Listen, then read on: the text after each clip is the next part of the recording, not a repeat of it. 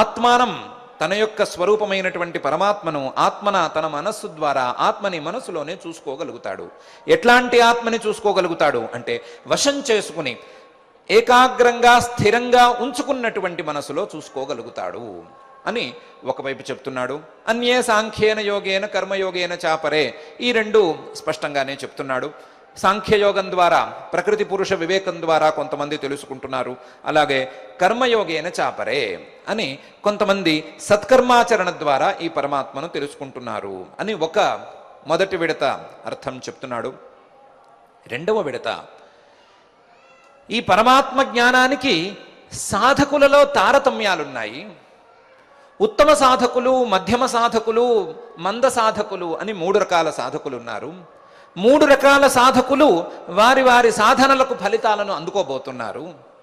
అందులో ప్రథమ సాధకులు లేదా ఉత్తమ సాధకులు ఎవరంటే ధ్యానేన ఆత్మని పశ్యంతి కేచిద్ ఆత్మానమాత్మన అనే తరగతికి చెందినవారు.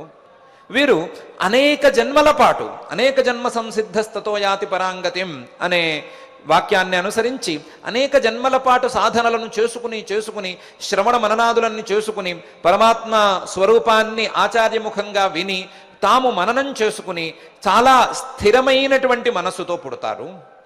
ఈ పుట్టిన వారికి సహజంగానే ఈ జన్మలోనే ధ్యానం అంటే నిధిధ్యాసనం అనేటువంటి చివరి సాధనం అందుకొస్తుంది, దానంతటదే అంది వచ్చేస్తుంది.